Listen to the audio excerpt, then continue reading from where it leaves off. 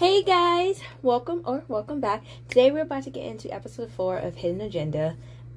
Just after the day date beautifulness that it was. And really that's all I have to say. Joke and Zoe are they're giving every episode. I have no complaints, I have no comments, I have no questions, I have no concerns.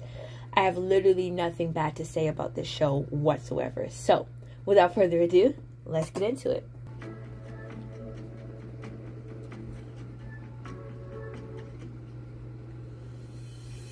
Saw his eyes, they were like,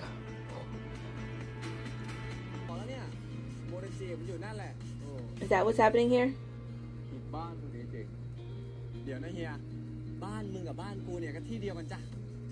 You did come from the same place.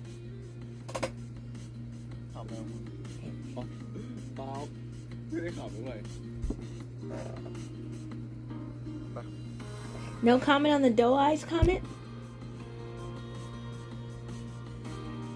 We're just gonna let that one sit in the air and hover. Okay. Just thought I'd bring it up again.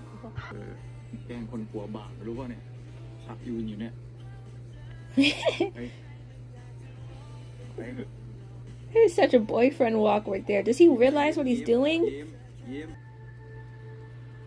Somebody. What? We just let that happen? No one's gonna say anything? 4 episodes in? Okay. The world has gone amok. I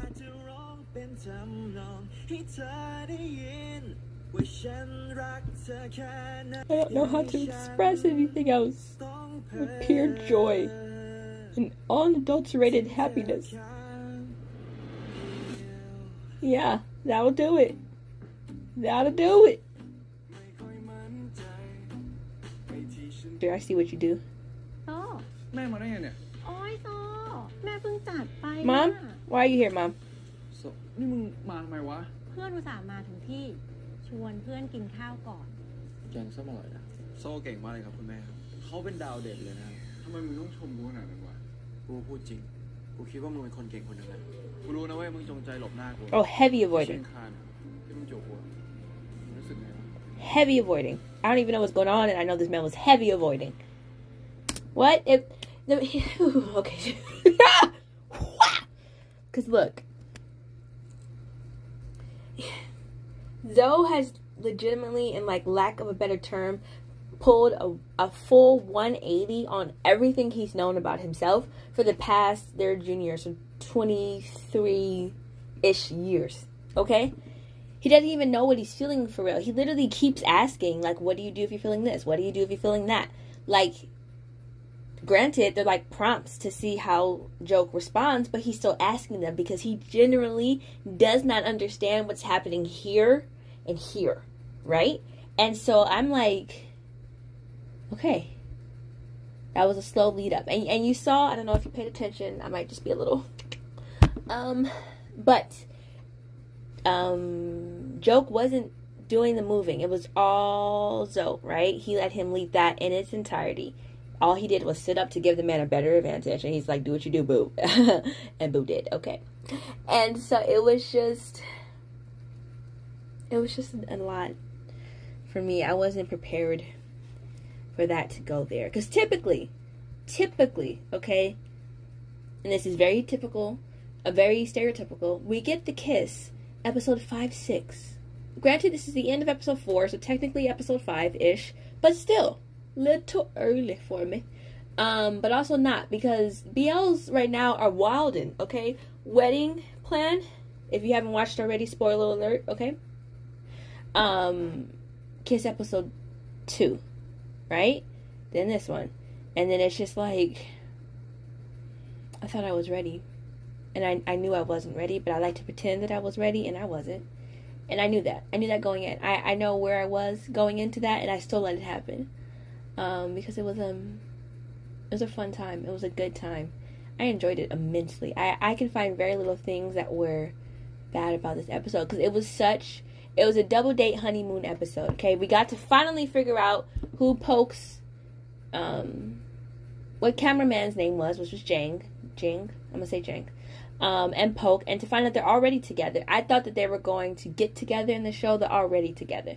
But they're obviously going to have a little bit of drama because they're not out. And I feel like because Poke wants them to be out, that's going to cause a little bit of situationals a little later on. And so that's going to be their own story thing. And hopefully they get that together by the end, because that kind of stuff can make or break a couple. It's powerful. Okay?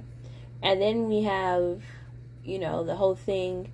And I knew, I mean, some people may have doubted it, but I knew off the bat that Zoe's issue wasn't that Poke was with somebody. His issue was trust.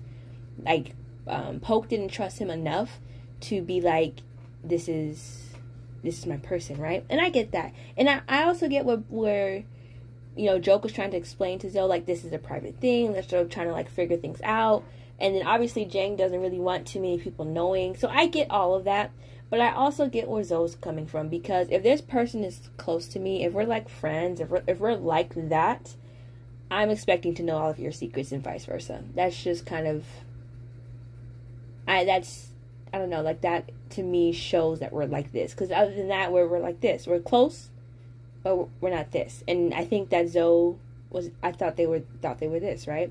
And of course, you know, Poke apologized and everything, but it's still a thing. Obviously, they're over it now, but I see why it was a thing. Them looking for that wallet, do not know the point of that. Like, that was a plot development that I just... maybe it's going to come back into fruition later. And I guess they needed a reason to be late to the sunset thing. So, okay, I guess that was it. They needed a reason for them to be late so that we can get the whole situation. And so we wouldn't have got that if they had left when they wanted to, because they would have made it on time. So that's fair. I'm gonna let them have that. It's the wallet thing, I think, went on for a situation. But I'm going to let them have that because I get why they did it. Oh my gosh. Favorite scene of the episode. I don't even know. Are we calling this the sun phone scene? Like, I don't know how else to describe it. I think the best sun phone scene, that's what I'm calling it, because that was beautiful. It was romantic. It was goofy. It was silly. It was serious. It was a moment. It was art. It was art, guys, okay? I don't know how else to tell you what it was besides art, because it was a whole thing. And it was completely worth the 30 minutes it took me to get there, right? Because they were building them up to do some type of romantic something. It was a whole lot of sharing a room, you know, trying to be comfort to each other. Zoe's going through his emotions. Jokes like, I'm gonna help you. And then like the whole bench scene with the staring doe eyes. We still haven't brought that back up, but I guess we're just gonna let it go. I guess I'm the only one stressing it. You know, the photos, the eating, the delicious looking rice on a stick, like all of this build up. And then the song, oh my gosh, I knew that song was going to lead to a kiss. I'm sorry. You cannot set up a BL moment near the water, under the stars, only them two, with a guitar, and not give... I have yet to see them do all of that and not give me a kiss. They've done less than that and still giving me a kiss. So I should have known that a kiss was coming. I just wasn't ready for it. It was beautiful. It was a moment. It was definitely, I think I could put it in my top BL kisses. It was a whole thing, because it was a whole thing. And he wrote that song. Joke wrote that song for Zoe. We know he wrote that. It was literally, all of the lyrics were things he literally just finished saying to Zoe. That song, it was Zoe's song. We might as well call it Zoe's song, because that's what it was. And he just delivered it so beautifully. And I almost needed to have... I need someone to get that song and do a fan edit of Joke and Zoe or Jung Duke and just bring me to tears, because that's what I need and that's what I want. And I feel like someone can deliver on that. We have some creatives out here.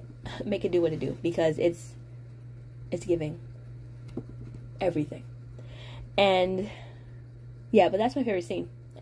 Hands down favorite scene. Now, is it better than the library scene? Not to me. It's definitely up there. I'd argue it's right here-ish. Right? Depending, somewhere in this vicinity here. Still love the library scene from the last episode. But this was definitely a good scene for sure. A little bit of drag in the beginning. Not that it was drag-y, it just felt, because of the pacing, I think, of the previous 3 episodes, the first half of it felt a little like, but that might have been just me. And then, yeah, I think that's it. I need to add all these places to my Thailand Make-A-Wish trip. If I can only ever get down there. But scenery was beautiful. I would like to see a little bit more scenery. It was a lot of blurred backgroundness, and that could be because they weren't physically in that location, but I think they were. So typically they show us all of it, and they kept the focus on them and less on everything else, which is okay. But I would have liked to see a little more greenery since we were around all these mountains and waters and stuff. But I digress. And yeah, that's all from me, I think. I'd love to hear about your favorite part of the episode down in the comments below. And what are your predictions right now? Because episode 5 is about to be a hot mess. I don't know if we're going to lean more towards the denial aspect, which is a might be. We're definitely going to do some avoiding. Not super, but also kind of excited about that. Mom's coming in, so that's going to be an interesting development and divergent to the core issue of the kiss. And personally, I feel like they're going to drag that out for the whole episode and probably not talk about it to part 3 or 4. Because they need it so that episode 6 makes more sense. Because I feel like 6, 7 is when they're going to have their relationship-ness, or building to that relationship-ness. But we have to get past this conversation, and this conversation is going to take a whole episode, if not an episode and a half. Just my prediction. I'd love to hear about yours down in the comments below. Thank you so much for watching. I hope you enjoyed this video, and I will see you guys next time.